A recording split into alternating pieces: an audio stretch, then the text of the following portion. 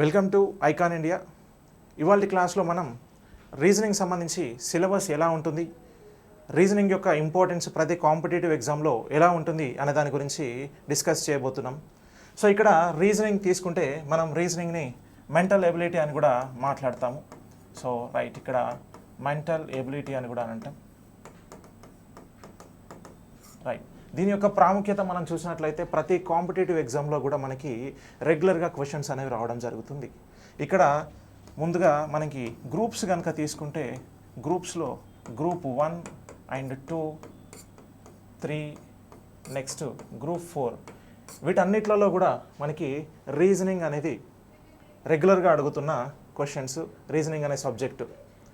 ఇక్కడ మనకి ముందుగా గ్రూప్ 2 ఇక్కడ తీసుకుంటే దీంట్లో 25 క్వశ్చన్స్ వరకు కూడా మనకి 25 టు అప్రాక్సిమేట్లీ ఒక 30 లాస్ట్ మనకి పేపర్ కంపేర్ చేస్తే ఒక 25 క్వశ్చన్స్ దీంట్లో నుంచి రావడం జరిగింది.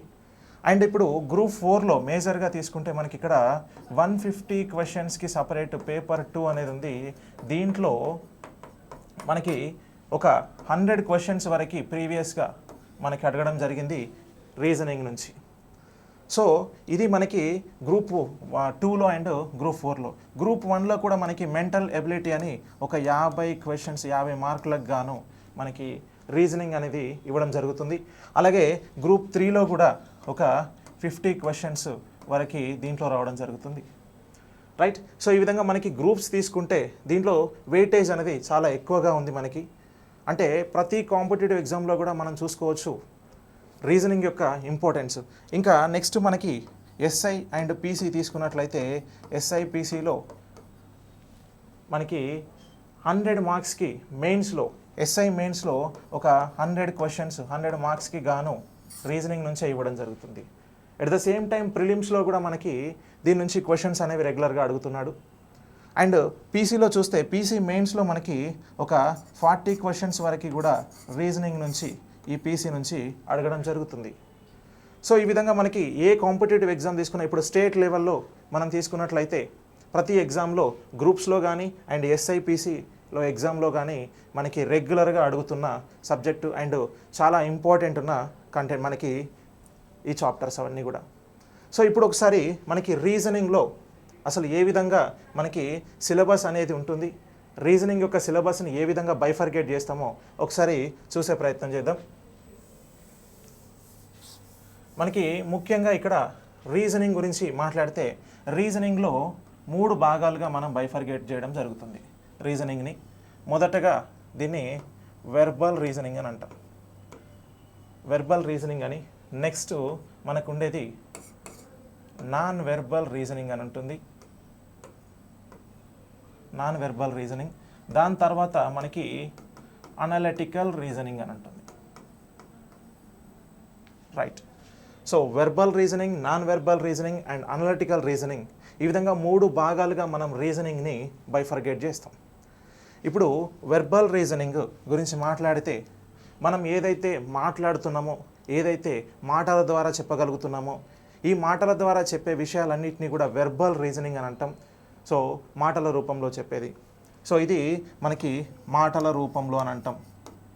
దీని తర్వాత నాన్ వెర్బల్ రీజనింగ్ అని అంటే ఏదైనా ఒక చిత్రాలను చూపిస్తూ, ఒక ఫిగర్స్ని చూపిస్తూ మనం చెప్పేది, అంటే సైగల ద్వారా అనొచ్చు, మాటల ద్వారా కాకుండా ఒక చిత్రాన్ని చూపిస్తూ ఒక ఫిగర్ని ఫోకస్ చేస్తూ మనకి ఏదైతే ఒక విషయాన్ని చెప్పడం కోసం ప్రయత్నం చేస్తామో అదే నాన్ వెర్బల్ రీజనింగ్. అంటే ఇది రేఖా చిత్రాల ఆధారంగా ఉంటుంది, లేదంటే ఫిగర్స్ ఆధారంగా ఉంటుంది. రేఖా చిత్రాలు అనొచ్చు, లేదంటే బొమ్మల ఆధారంగా అనొచ్చు. బొమ్మల ఆధారంగా ఉండేదే మనకి నాన్ వెర్బల్ రీజనింగ్ అని అంటాం. Next coming to analytical reasoning. ఇక్కడ చూస్తే సో అనలిటికల్ రీజనింగ్ అని అంటే ఒక అభ్యర్థి యొక్క మానసిక పరిస్థితి, అంటే తను ఏ విధంగా ఆలోచిస్తున్నాడు, తన ఆలోచన పరిధి ఎంతవరకు ఉంది అనేది టెస్ట్ చేయడం కోసం అనలిటికల్ రీజనింగ్ అనేది మనకి ఇవ్వడం జరుగుతుంది. అంటే ఒక విషయం పట్ల ఒక అభ్యర్థి ఏ విధంగా స్పందిస్తున్నాడు, ఒక విషయం పట్ల తనకి ఒక ఆఫీసర్ అయిన తర్వాత తను తన దగ్గరకు వచ్చే విషయాలను ఎలా డీల్ చేయగలుగుతాడు అనే కంప్లీట్ విషయాలన్నీ కూడా ఈ అనలిటికల్ రీజనింగ్ అనే చాప్టర్లో ఉండే క్వశ్చన్స్ ఆధారంగా అంచనా వేయడం జరుగుతుంది. అంటే తను తక్షణంగా ఏ విధంగా స్పందిస్తాడు, ఏదైనా ఒక సమస్య తన దగ్గరికి వస్తే తను ఎలా రెస్పాండ్ అవుతాడు అనే విషయాలన్నింటినీ కూడా మనం చూడడం కోసం ఇక్కడ అనలిటికల్ రీజనింగ్ అనే పర్టికులర్ టాపిక్స్ అనేవి ఉండడం జరుగుతుంది. సో ఇప్పుడు మనకి 1 by 1 మొదటగా వెర్బల్ రీజనింగ్ గురించి దీంట్లో ఉండే చాప్టర్స్ అన్నిటి గురించి కూడా ముందుగా తెలుసుకొని తర్వాత వీటన్నిటి గురించి కూడా చూద్దాం. సో 1 by 1 మనకి ఫస్ట్ వెర్బల్ రీజనింగ్లో ఉండే అంశాలు ఏంటో కంప్లీట్గా ఒకసారి అనాలిసిస్ చేద్దాం.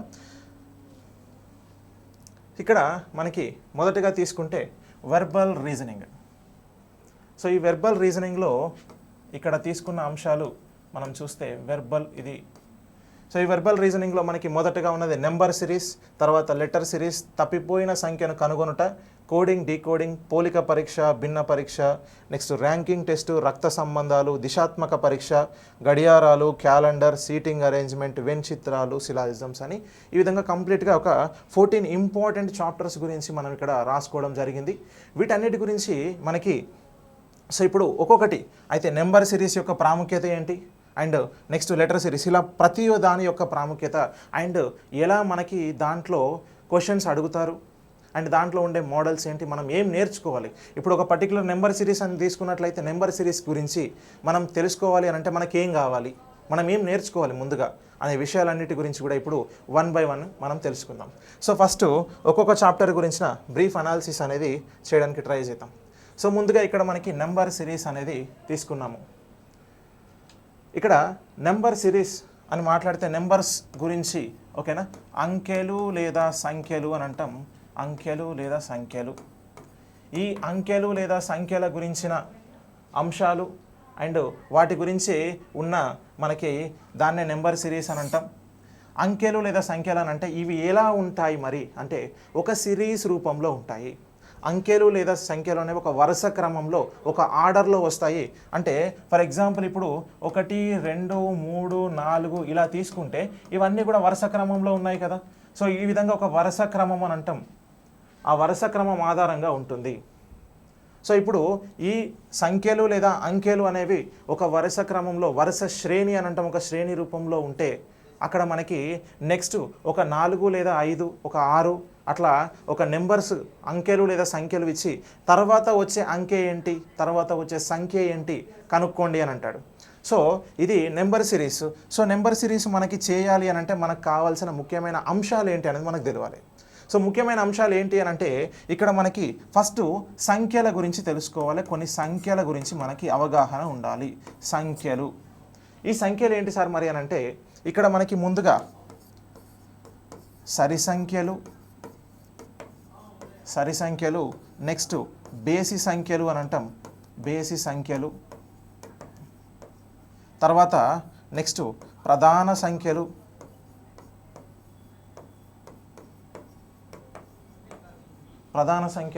దాని తర్వాత నెక్స్ట్ ఇక్కడ వర్గ సంఖ్యలు అని అంటాం,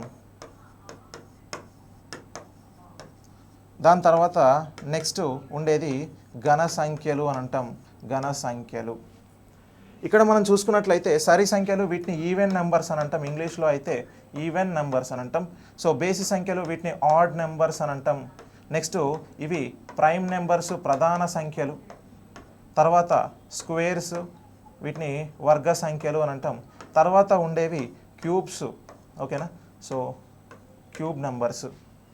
ఈ విధంగా మనకి ఈ సంఖ్యల గురించిన అవగాహన ఓకే. సో సరి సంఖ్యలు, బేసి సంఖ్యలు, ప్రధాన సంఖ్యలు, వర్గ సంఖ్యలు అండ్ ఘన సంఖ్యలు అని అంటాం. వీటన్నిటి గురించి అవగాహన అనేది ఉండాలి.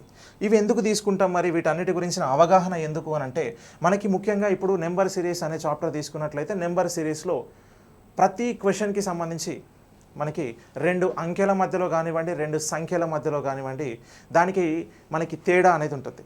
సో 2 అంకెల మధ్య తేడా కానివ్వండి, 2 సంఖ్యల మధ్యలో తేడా అనేది ఒక స్థిర సంఖ్య అయి ఉండొచ్చు, ఒక స్థిర సంఖ్య పెరుగుతూ ఉండొచ్చు, ఒక స్థిర సంఖ్య తగ్గుతూ ఉండొచ్చు. అయితే ఆ తగ్గుతూ పెరుగుతూ ఉన్న సంఖ్యలు కానీ వాటన్నిటిని ఎక్కడి నుంచి తీసుకుంటారు అని అంటే సరి సంఖ్యలు అయి ఉండొచ్చు, అవి బేసి సంఖ్యలు అయి ఉండొచ్చు, ప్రధాన సంఖ్య అయి ఉండొచ్చు, వర్గ లేదా ఘన సంఖ్య కూడా అయి ఉండొచ్చు. అంటే ఇక్కడ మనం నెంబర్ సిరీస్లో తీసుకున్నప్పుడు ఆ సిరీస్ అనేది కూడా ఈ సంఖ్యలపైనే ఆధారపడి కూడా ఉండొచ్చు. అంటే ఇప్పుడు ఫర్ ఎగ్జాంపుల్ ఇక్కడ మనం తీసుకుంటే 2, 4, 6, 8 డాష్ అని అన్నాడు అనుకోండి. ఇక్కడ 2, 4, 6, 8 అనేది ఇది ఒక సిరీస్ ఒక నెంబర్ సిరీస్కి సంబంధించిన క్వశ్చన్. అయితే ఇప్పుడు దీంట్లో నెక్స్ట్ వచ్చేది ఏంటి, తర్వాత వచ్చే అంకె లేదా సంఖ్య ఏంటి అని అడుగుతారు కదా. కాబట్టి ఇప్పుడు తర్వాత వచ్చే అంకె లేదా సంఖ్య ఏంటి అని తెలుసుకోవాలి అని అంటే ఇక్కడ చూడగానే మనకు తెలుస్తున్నది ఏంటి, ఇవన్నీ కూడా సరి సంఖ్యలు అని అంటాం. ఇవి సరి సంఖ్యలు 2, 4, 6, 8 అనేవి సరి సంఖ్యలు కాబట్టి సరి సంఖ్యల తర్వాత 8 తర్వాత వచ్చే సరి సంఖ్య 10 అవుతుంది. కాబట్టి ఇక్కడ ఈ క్వశ్చన్ మార్క్ ప్లేస్లో మనకు వచ్చే వాల్యూ అనేది 10 అని తీసుకుంటాం.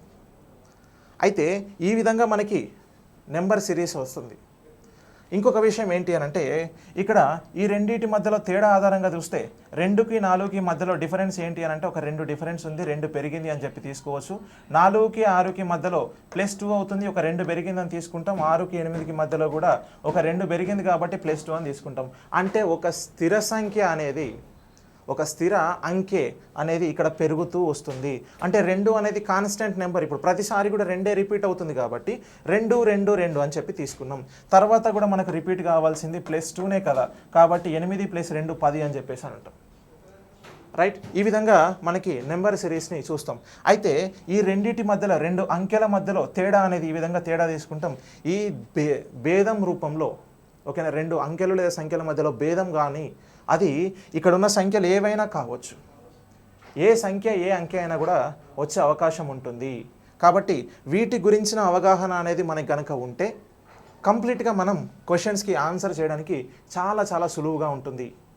రైట్, సో ఇక్కడ మనకి నెక్స్ట్ ఫర్ ఎగ్జాంపుల్ తీసుకున్నట్లయితే ఇక్కడ 3, 5, 7 డాష్ ఇక్కడ 13 అని ఇచ్చాడు. ఇట్లా చూడగానే మనకి ఇక్కడ ఉన్నవి బేసి సంఖ్యల మరి ప్రధాన సంఖ్యల అని చెప్పేసి డౌట్ ఉంటుంది. సో చాలామందికి మనకి బేసి సంఖ్యలు మరి ప్రధాన సంఖ్యల మధ్యలో ఒక చిన్న డౌట్ పడతాం. అది కూడా ఇక్కడ తీసుకున్న క్వశ్చన్ లాంటిదే. ఇక్కడ మనకి 3, 5, 7 డాష్ 13 అని ఉంది. 3, 5, 7 చూసి మనం పొరపాటు పడి 9 అని పెడతాం. కాకపోతే తర్వాత వచ్చిన అంకె ఏంటి, దాని ఆధారంగానే మనం చేయాల్సి ఉంటుంది. ఇక్కడ తర్వాత వచ్చిన అంకె అంటే ఏమంటాము అంటే 7 తర్వాత డాష్ ఉంది, మనకి అక్కడ క్వశ్చన్ మార్క్ ప్లేస్ వాల్యూ కావాలి. తర్వాత 13 వచ్చింది అని అంటే ప్రధాన సంఖ్యల క్రమం వచ్చింది ఇక్కడ. సో ప్రధాన సంఖ్యల క్రమం అని అంటే 3, 5, 7 తర్వాత రావాల్సిన ప్రధాన సంఖ్య ఏంటి అని అంటే 11 అనేది వస్తుంది ప్రధాన సంఖ్య. మనం అందరం ఏం చేస్తామనంటే బేసిక్గా తప్పు చేసేది 9 అని చెప్పి తీసుకుంటాం. కాకపోతే అక్కడ 9 అని తీసుకోవద్దు, ఏంటి అని అంటే 11 అని తీసుకోవాలి. అది 11 అని తీసుకోవడం ఎలా తెలిసింది సార్ మనకి అని అంటే తర్వాత ఇంకొక నంబర్ ఉంది, అదే 13. ఈ 13 వల్ల దీన్ని ఆధారంగా చేసుకొని మనం ఇక్కడ ఇది 11 అవుతుంది, అక్కడ వచ్చే మిస్ అయిన నెంబర్ ఏంటి మనకి, సో కావాల్సిన నెంబర్ ఏంటి అని అంటే 11 అని చెప్పి తీసుకున్నాం. ఈ విధంగా మనం నెంబర్ సిరీస్ చేసేటప్పుడు ప్రతి దాంట్లో కూడా ఈ సరి సంఖ్యలు, బేస్ సంఖ్యలు, ప్రధాన సంఖ్యలు, వర్గ సంఖ్యలు, ఘన సంఖ్యలు అనేటివి కంప్లీట్గా కూడా యూజ్ అవుతాయి. ఓకే, సో ఇది మనకి నెంబర్ సిరీస్. ప్రతి కాంపిటేటివ్ ఏ ఎగ్జామ్ తీసుకున్నా కూడా మనకి మినిమం 2 to 3 క్వశ్చన్స్ అనేవి కంపల్సరీగా వస్తాయి. అదే మనకి SIPC వాళ్ళకైతే మినిమంగా సో ఒక 6 నుంచి 8 క్వశ్చన్లు దీని నుంచి రావడం జరుగుతుంది SIPC వాళ్ళకి. అదే ప్రతి కాంపిటేటివ్ ఎగ్జామ్స్ అదర్ దాన్ మనకి గ్రూప్స్లో తీసుకుంటే ఒక 2 క్వశ్చన్స్ నుంచి 3 క్వశ్చన్స్ వరకు ఈజీగా వస్తుంది మనకి. రైట్, సో ఇది మనకి నెంబర్ సిరీస్ అనే చాప్టర్కి సంబంధించిన అంశాలు. ఇవన్నీ కూడా మనం నేర్చుకున్నట్లయితే ఇక్కడ నెంబర్ సిరీస్లో ప్రతిదీ కూడా మనం ఈజీగా చేయొచ్చు. నెంబర్ సిరీస్లోనే మనకి ఇంకొకటి రాంగ్ నెంబర్ సిరీస్ అని కూడా ఉంటుంది. అంటే ఇక్కడ నెంబర్ సిరీస్లో మనకి ఏదైతే మిస్ అయింది అని చెప్పాడో, ఇలా నెక్స్ట్ తర్వాత వచ్చే అంకె కనుక్కోమని చెప్పాడో, దాని తర్వాత మనకి ఇంకొకటి ఏం చేస్తాడు అని అంటే డైరెక్ట్గా సో రాంగ్ నెంబర్ అని అంటాడు. ఓకే, సో దీన్ని రాంగ్ నెంబర్ అని అంటాం. అంటే తప్పుగా ఉన్న సంఖ్యను కనుక్కోవడం అని అంటాం. తప్పుగా ఉన్న సంఖ్యను కనుగొనడం. రైట్, ఇది ఏంటి సార్ మరి అని అంటే ఇది కూడా దీంట్లోనే ఒక భాగం. సో ఇప్పుడు తప్పుగా ఉన్న సంఖ్యను కనుగొనడం అని అంటే సిరీస్లో భాగంగానే రాంగ్ నెంబర్ని కూడా ఐడెంటిఫై చేస్తాం. అంటే ఇంతకుముందు వరకు మనకి తర్వాత వచ్చే అంకె ఏంటో కనుక్కోమన్నాడు. ఇప్పుడు డైరెక్ట్గా నెంబర్స్ ఇచ్చి దాంట్లో మిస్ అయిన నెంబర్ అంటే తప్పుగా ఉన్నది ఏంటి కనుక్కోండి అని చెప్పేసి అంటారు. ఫర్ ఎగ్జాంపుల్ ఇక్కడ 2, 4, 6, 8, 9 అని ఉందనుకోండి. ఇప్పుడు మనకు ఒకసారి ఇక్కడ చూస్తే 2 నుంచి 4కి మధ్యలో ఒక 2 పెరిగింది, 4 నుంచి 6కి మధ్యలో ఒక 2 అనేది ఒక స్థిర అంకె అనేది పెరుగుతూ వచ్చింది. అదే 8 నుంచి 9కి చూస్తే ఒకటే పెరిగింది.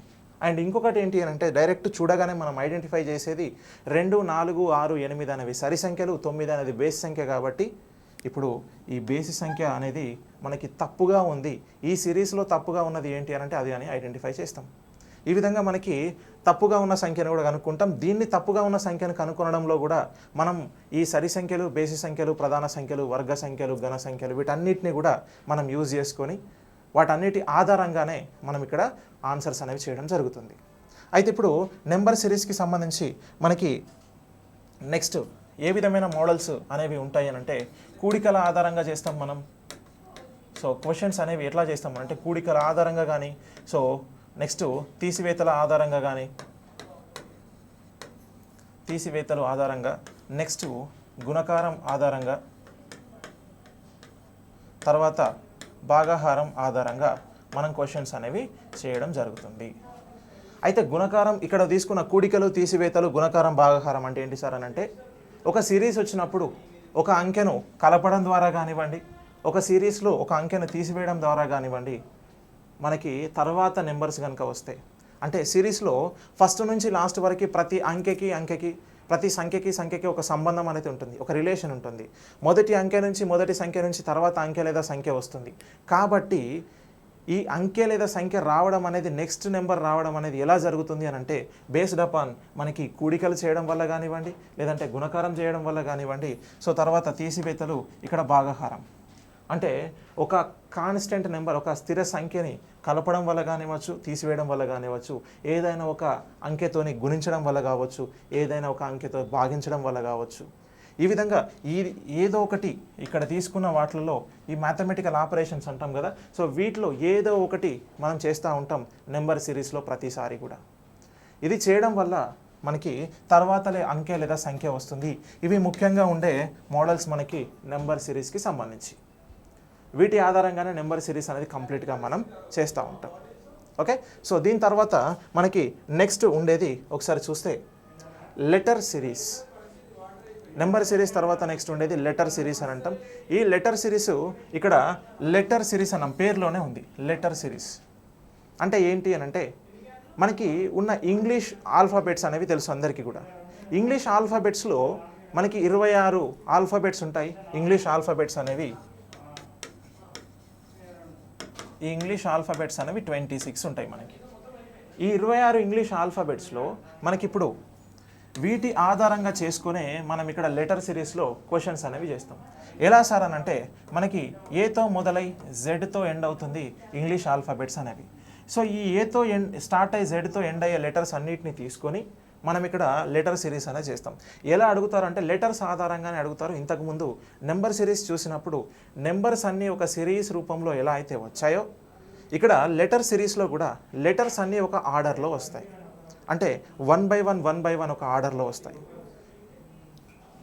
ఇక్కడ ఆర్డర్ ఎలా ఉంటుంది అని అంటే లెటర్స్ ఆధారంగానే, ఓకే, లెటర్స్ ఆధారంగానే మనకి ఇక్కడ ఆర్డర్ అనేది ఉంటుంది. అయితే ఈ లెటర్ సిరీస్ చేసేటప్పుడు ఈ 26 ఆల్ఫాబెట్స్ యొక్క ఇంపార్టెన్స్ ఏంటి అని అంటే మనం జనరల్గా ఈ లెటర్స్ అనేవి ఎలా రాస్తాం, ఏ నుంచి జెడ్ వరకు ఇలా ABCD అని చెప్పేసి ABCD ఇలా రాసుకుంటూ వెళ్ళి జెడ్తో ఎండ్ చేస్తాం. ఏ నుంచి BCD రాసి ఇలా జెడ్తో ఎండ్ చేస్తాం, ఒక లైన్లో రాస్తాం. కానీ మన రీజనింగ్లో ఇలా ఒకే లైన్లో 26 ఆల్ఫాబెట్స్ని రాయకుండా మనం ఒక 13 ఆల్ఫాబెట్స్ని ఒక రోలో అండ్ ఇంకొక 13 ఆల్ఫాబెట్స్ని ఇంకొక రోలో రాసుకుంటాం. అంటే ఏతో స్టార్ట్ చేసి BCD ఇలా రాసుకుంటూ వెళ్ళి, ఓకే, ఇక్కడ ఎంతో ఫస్ట్ 13 ఆల్ఫాబెట్స్ని ఎండ్ చేస్తాం. తర్వాత ఉండే 13 ఆల్ఫాబెట్స్ అని అంటే నెక్స్ట్ ఎన్తో స్టార్ట్ అవుతుంది, ఎమ్తో ఎండ్ అయిన తర్వాత ఎన్తో స్టార్ట్ అవుతుంది. అది ఇక్కడ నుంచి స్టార్ట్ చేస్తామా ఇక్కడ నుంచి స్టార్ట్ చేస్తామా అంటే ఎమ్ కిందనే నెక్స్ట్ ఇక్కడ ఎన్తో స్టార్ట్ చేసి ఇలా మనము మళ్ళీ రివర్స్లో వస్తాము, ఇక్కడ జెడ్తో ఎండ్ చేస్తాం. ఈ విధంగా అంటే ఏతో స్టార్ట్ చేసి ఎం వరకు మొదటి 13 ఆల్ఫాబెట్స్ని ఒక రోలో, తర్వాత 13 ఆల్ఫాబెట్స్ని ఇంకొక రోలో రాస్తాం. ఈ విధంగా 13 ఆల్ఫాబెట్స్ని రాసి బైఫర్గేట్ చేసుకొని మనం చేయడం జరుగుతుంది. అలాగే ఈ 13 ఆల్ఫాబెట్స్ని రాసిన తర్వాత వీటికి స్థాన విలువలు అని అంటాం. అంటే స్థాన విలువలు అంటే ఏం లేదు, మనకున్న 26 ఆల్ఫాబెట్స్ ఏవైతే ఉన్నాయో ఈ 26 ఆల్ఫాబెట్స్ యొక్క స్థానాల ఆధారంగా, అంటే ఏ అనేదాన్ని 1, బి అనేదాన్ని 2, సి 3, డి 4 అని ఇలా అనుకుంటాం కదా. సో ఇలా 1 2 3 4గా రాసుకున్న తర్వాత ఇక్కడికి ఎం అనేది 13వ స్థాన విలువతో ఎండ్ అవుతుంది. ఇక్కడ 14తో మళ్ళీ కింది వైపున ఎన్ స్టార్ట్ అయ్యి జెడ్ అనేది 26. అంటే సింపుల్గా చెప్పుకోవాలి అని అంటే మనకి వాటి యొక్క స్థానాల ఆధారంగా 26 ఆల్ఫాబెట్స్ అన్నాం కాబట్టి ఒక్కొక్క దానికి ఒక్కొక్క నెంబర్ ఇచ్చేస్తాం కదా మనం. సో ఆ నెంబర్స్నే మనం ఇక్కడ తీసుకుంటాం. అయితే స్థాన విలువలు ఎందుకు తీసుకున్నాము అని అంటే, స్థాన విలువల ఆధారంగా లెటర్ సిరీస్ చేసేటప్పుడు చాలామంది మనం చేసేది ఎలా అని అంటే, ఇప్పుడు ఫర్ ఎగ్జాంపుల్ ఏ తర్వాత సి వచ్చింది అనుకోండి, ఏ తర్వాత సి వచ్చిందంటే మనం ఇలా వేళ్ళతోని కౌంట్ చేస్తూ ఉంటాం. అంటే నెక్స్ట్ బి సి అని అంటే ఏ నుంచి ఒక 2 పెరిగింది అంటే ఏ తర్వాత సెకండ్ లెటరు, బి అనేది ఒక లెటరు, తర్వాత సి అనేది ఒక లెటర్ అని ఇలా వేళ్ళతో కౌంట్ చేస్తాం. అయితే ఇలా మనకి క్వశ్చన్స్ అడిగినప్పుడు వేళ్ళతో ఎంతసేపు కౌంట్ చేస్తాం మనం అంటే చాలా టైం టేకింగ్ అవుతుంది. మనకి ఏబిసిడి ఇలా కౌంట్ చేస్తూ ఉంటే చాలా చాలా టైం ఎక్కువ పడుతుంది. అలా టైం టేకింగ్ కాకుండా మనం ఈజీ వేలో చేయాలి కదా మరి. కాబట్టి ఈజీ వేలో చేయాలి అని అంటే స్థాన విలువలు అని అంటాం. ఈ స్థాన విలువలను తీసుకొని స్థాన విలువల ఆధారంగా మనం చేస్తాం, రైట్. అంటే ఒక లెటర్ని చూడగానే దాని యొక్క స్థానం ఎంత అని చెప్పేసి మనం ఆ లెటర్ సిరీస్లో స్థాన విలువలను తీసుకొని చూస్తే, ఎందుకు స్థాన విలువలు తీసుకొని చూస్తున్నాము అంటే ఇంతకు ముందు వరకు మనం నెంబర్ సిరీస్ అనే టాపిక్ గురించి డిస్కస్ చేసి ఉంటాం. నెంబర్ సిరీస్ అనే టాపిక్ డిస్కస్ చేసినప్పుడు నెంబర్స్ అనే వాటి అన్నిటి గురించి కూడా మనకు తెలుస్తుంది. ఈ నెంబర్ సిరీస్ అనే దాంట్లో ప్రతి నెంబర్కి మధ్యలో డిఫరెన్స్ చూసుంటాం, దాంట్లో వేరియస్ మోడల్స్లో క్వశ్చన్స్ చేసి ఉంటాం. కాబట్టి ఇప్పుడు ఇక్కడ కూడా మనకి స్థాన విలువలు తీసుకుంటే ఇంకొక నెంబర్ సిరీస్ అనేది ఫామ్ అవుతుంది. ఇంకొక నెంబర్ సిరీస్ ఫామ్ అవుతాయి. ఫర్ ఎగ్జాంపుల్ ఇప్పుడు ఇక్కడ ఏబిసిడి అనేది లెటర్స్ ఉన్నవి. ఫర్ ఎగ్జాంపుల్ అది కాకుండా నేను ACE okay next G dash అని చెప్పి తీసుకున్నాను. ఇప్పుడు తర్వాత వచ్చే లెటర్ ఏంటి, లెటర్ సిరీస్ అంటే సేమ్ నెంబర్ సిరీస్ లాగా ఇంతకుముందు అనుకున్నాం కదా. ఫర్ ఎగ్జాంపుల్ ఇక్కడ తీసుకున్నట్లయితే ఏసిఈజి డాష్ అనేది ఉంది. దీంట్లో తర్వాత వచ్చే లెటర్ ఏంటి అని చెప్పేసి అడిగాడు అనుకోండి, మనం ఏం చేస్తాం, ఇప్పుడు జనరల్గా అయితే ఏసి కదా, ఏ నుంచి బీసీ అంటే 2 తర్వాత ఏ తర్వాత 2వ లెటర్ వచ్చింది అయిపోయింది ఇక్కడికి. సి తర్వాత డి మిస్ అయింది, ఈ అనే లెటర్ వచ్చింది అని చెప్పేసి కౌంట్ చేస్తాం. తర్వాత ఈ తర్వాత ఎఫ్ అనేది మిస్ అయింది, జీ వచ్చింది, జీ తర్వాత హెచ్ అనేది మిస్ కావాలి, ఐ రావాలి, ఇలా చూస్తాం. అదే ఒకవేళ స్థాన విలువలు తీసుకుంటే ఎలా అవుతుంది, ఈ వేళ్ళ పైన కౌంట్ చేయకుండా ఎలా ఈజీగా చేస్తామనంటే ఇక్కడ 1 3 దీని యొక్క స్థాన విలువ 5 7. ఇప్పుడు మనకి చూడగానే ఒకటి అర్థమవుతుంది, 1 3 5 7 అని అంటే ఇవి చూడగానే ప్రధాన సంఖ్యలను అర్థమవుతుంది. మనకి ఇక్కడ మనకి చూడగానే బేసి సంఖ్యలను అర్థమవుతుంది. ఈ బేసి సంఖ్యల తర్వాత వచ్చే బేసి సంఖ్య ఏంటి అని అంటే 7 తర్వాత వచ్చేది 9. అంటే 9 యొక్క స్థాన విలువ ఉన్న లెటర్ ఏంటి అని అంటే ఐ అని రాస్తాం. కాబట్టి ఇప్పుడు 9 తర్వాత 9 యొక్క స్థాన విలువ కలిగింది ఐ కాబట్టి ఇక్కడ మనకు ఐ అనేది వస్తుంది. అదే మనం వేళ్ళపైన కౌంట్ చేస్తూ ఉంటే it will take so much of time, చాలా టైం టేకింగ్ అవుతుంది. కాబట్టి ఇంత టైం పట్టకుండా మనం వెరీ ఈజీగా ఆన్సర్ చేయాలి అని అంటే స్థాన విలువల ఆధారంగా చేస్తాం. స్థాన విలువల ఆధారంగా చేయడం వల్ల మనకి ఇక్కడ నెంబర్ సిరీస్ అనేది ఫామ్ అవుతుంది, ఒక నెంబర్ సిరీస్ ఫామ్ అవుతుంది.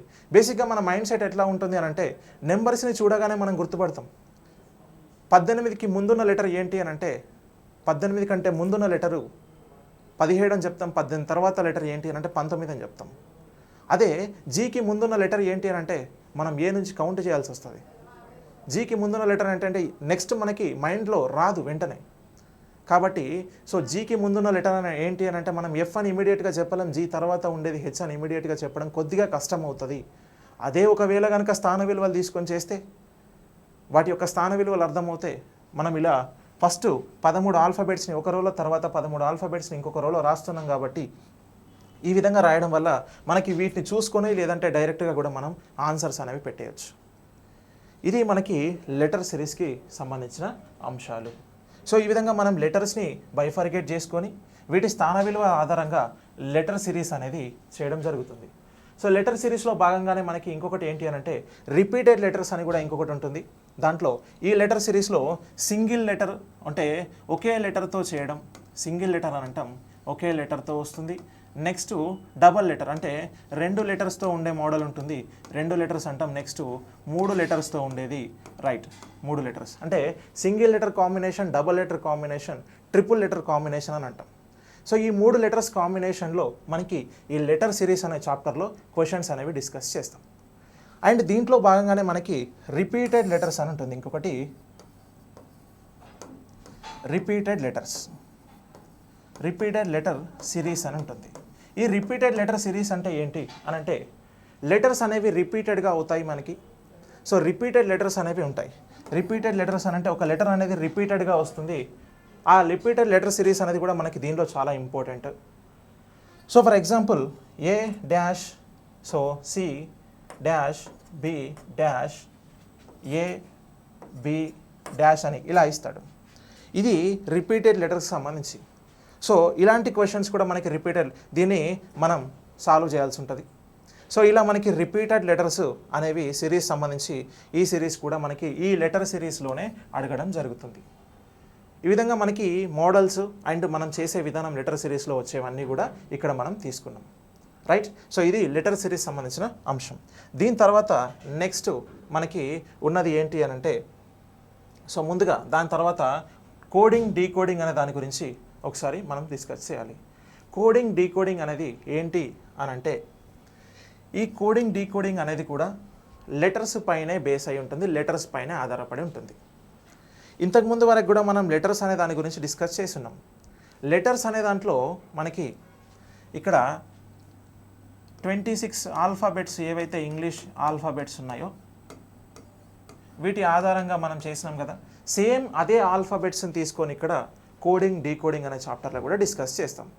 సో మొదటి 13 ఆల్ఫాబెట్స్ని ఒక రోలో రాసుకొని ఎం వరకు, నెక్స్ట్ ఎన్ నుంచి ఇక్కడ జెడ్ వరకు ఇలా రాసుకున్నాం కదా. అండ్ వీటి యొక్క స్థాన విలువలు కూడా తీసుకున్నాం. సేమ్ యాజ్ ఇట్ ఈస్గా ఇక్కడ కూడా తీసుకుంటాం. అండ్ ఎక్స్ట్రాగా ఇంకొక విషయం కూడా మాట్లాడుకోవాలి. ఇక్కడ ఏంటి అని అంటే, ఇక్కడ ఆపోజిట్ పేర్స్ అని అంటాం, ఆపోజిట్ పేర్స్, విపర్యము అని కూడా అని అంటాం దాన్ని. ఆపోజిట్ పేర్స్ ఎదురెదురుగా ఉన్న లెటర్స్ అని అంటాం. ఓకే, సో ఆపోజిట్ పేర్స్ ఎదురుగా ఉన్న అక్షరాలు లేదా లెటర్స్ అని అంటాం. ఎదురుగా ఉన్న అక్షరాలు లేదా ఎదురుగా ఉన్న లెటర్స్ ఏంటివి అవి అని అంటే, ఇక్కడ మనకి ఏతో స్టార్ట్ చేసి బిసిడి అని చెప్పి ఇలా మనకి ఇక్కడ, సో ఇలా సిడి ఇలా స్టార్ట్ చేసి మనకి ఎం వరకు ఇక్కడ ఎండ్ చేసిన తర్వాత ఎన్ నుంచి స్టార్ట్ అయిన తర్వాత ఇలా ఇక్కడ మనకి సో WXYZ ఇలా రాస్తాం. ఇక్కడ మనకి ఈ ఎదురుగా ఉండే లెటర్స్ ఏంటి అని అంటే ఇవి రెండు. అంటే డి అనేది డబ్ల్యూకి ఎదురుగా ఉంది, డబ్ల్యూ అనేది డికి ఎదురుగా ఉంది. సో ఒకదానికొకటి ఆపోజిట్గా ఉన్నాయి కాబట్టి వీటిని ఆపోజిట్ పేర్స్ అని అంటాం, ఎదురుగా ఉన్న అక్షరాలు అని మాట్లాడతాం. అంటే మనకి కోడింగ్ డీకోడింగ్లో ఇంకొక అంశం ఏంటి అని అంటే, ఎదురుగా ఉన్న లెటర్స్ గురించి కూడా మనం తెలుసుకోవాల్సి ఉంటుంది. ఈ ఎదురుగా ఉన్న లెటర్స్ అంటే ఇక్కడ మనకి ఆపోజిట్ పేర్స్ అన్నాం కదా, ఈ ఆపోజిట్ పేర్స్ గురించి తెలుసుకోవాలి. ఆపోజిట్ పేర్స్కి సంబంధించి కూడా మనకి కొన్ని మోడల్స్ అడుగుతారు.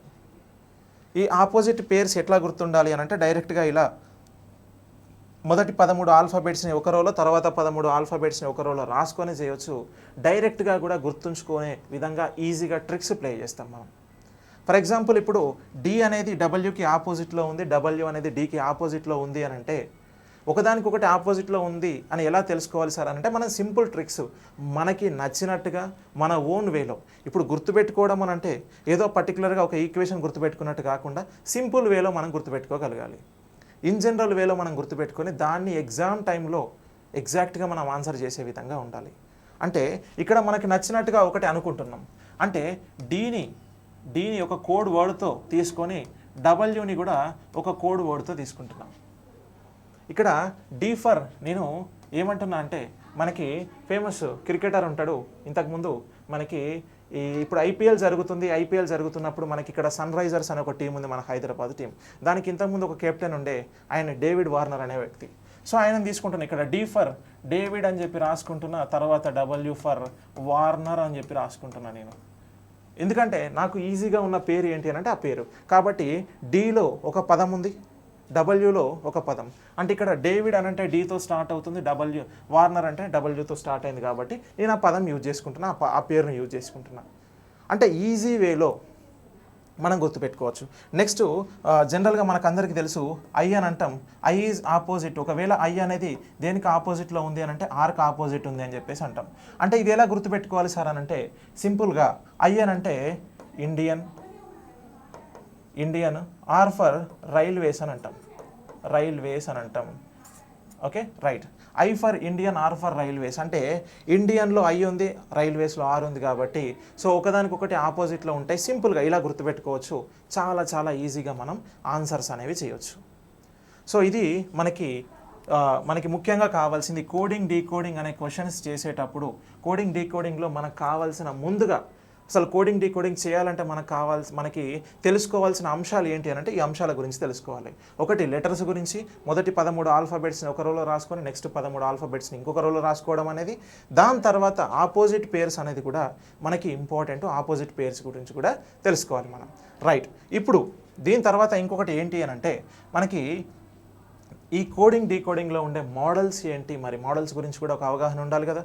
సో కాబట్టి ఇప్పుడు ఇందులో ఉండే మోడల్స్ మనకి బేసిక్గా ఒక లెటర్ అనేది ఈక్వల్గా ఇంక్రీజ్ అవ్వడం, లేదనంటే ఒక సమానమైన నెంబర్ ఇంక్రీజ్ అవ్వడం అని అంటాం. అంటే ప్రతిసారి కూడా రెండింటి మధ్యలో, రెండు లెటర్స్ మధ్యలో ఒక లెటర్తో ఇంక్రీజ్ అవుతూ రావడం. ఓకే. సో లేదు అని అంటే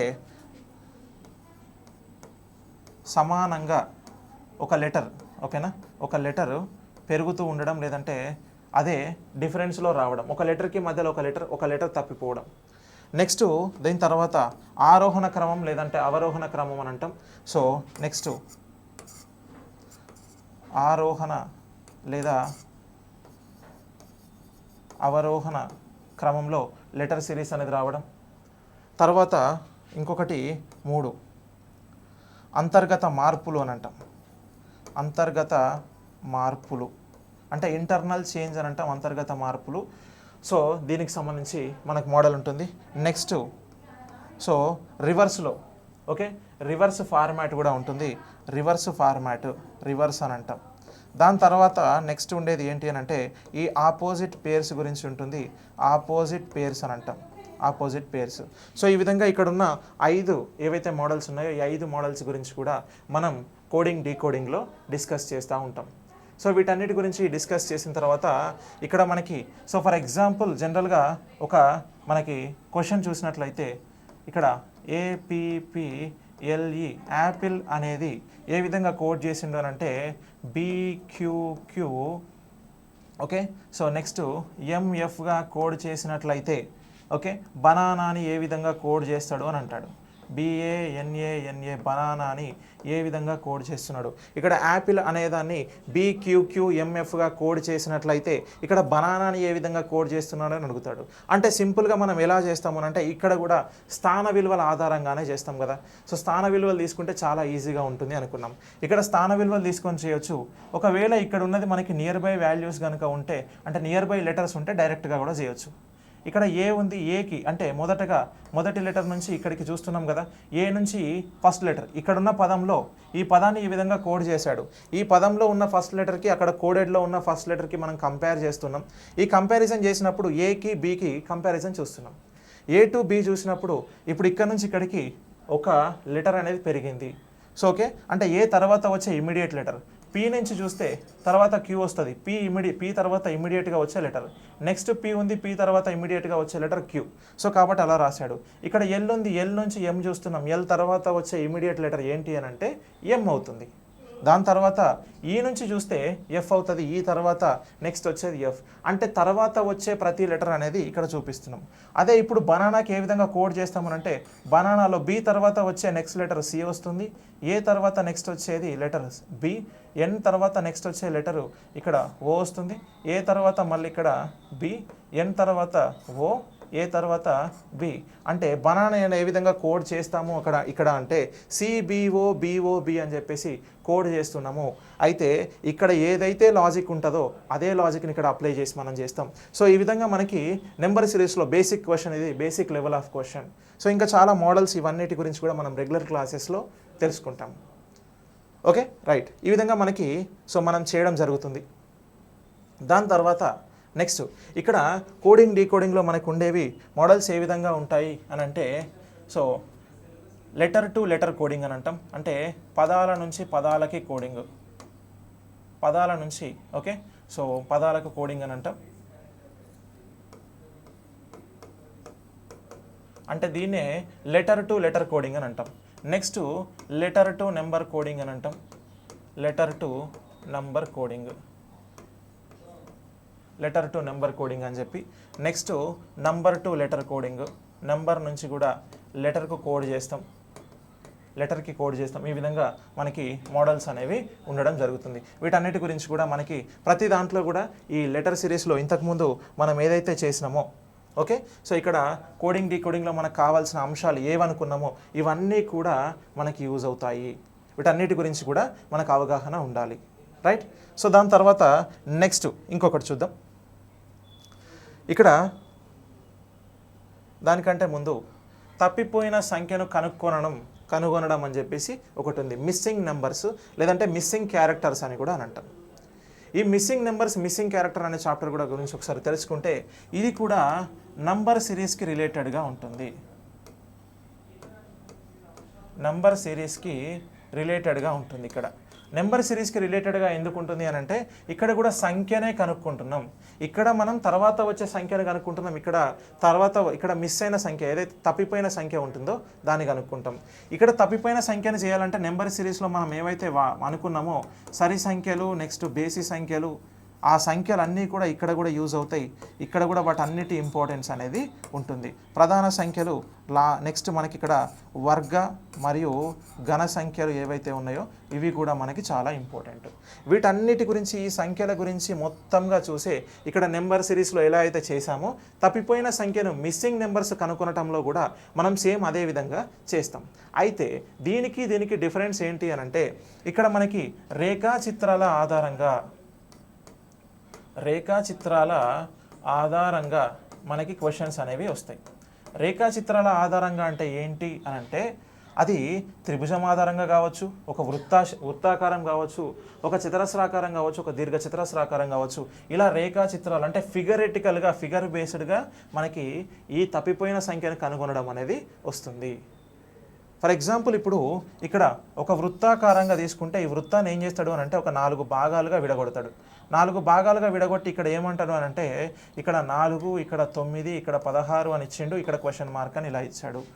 సో ఇప్పుడు ఈ వృత్తాకారంగా ఇచ్చినప్పుడు మనం ఏం చేస్తాము అంటే ఎలా ఇచ్చినా కూడా తప్పిపోయిన సంఖ్యను కనుక్కోవాలి. ఇక్కడ క్వశ్చన్ మార్క్ ఉంది అని అంటే తప్పిపోయిన సంఖ్య ఏంటి, ఈ క్వశ్చన్ మార్క్ ప్లేస్లో ఉన్నదే తప్పిపోయిన సంఖ్య. ఇప్పుడు దీన్ని మనం ఐడెంటిఫై చేయాలి అని అంటే 4, 9, 16 మధ్యలో ఉన్న రిలేషన్ ఏంటి అంటే ఇక్కడ కూడా దీన్ని మనం నెంబర్ సిరీస్ లాగా కూడా నోట్ చేసుకోవచ్చు. అని అంటే 4, 9, 16 డాష్ అని చెప్పి ఇలా కూడా మనం రాసుకోవచ్చు. లేదు ఇక్కడే కూడా మనం కొట్టేయచ్చు. ఎలా అని అంటే 4, 9, 16 ఈ నెంబర్స్ని చూడగానే మనకు అవి వర్గ సంఖ్యలు అని అర్థమవుతుంది.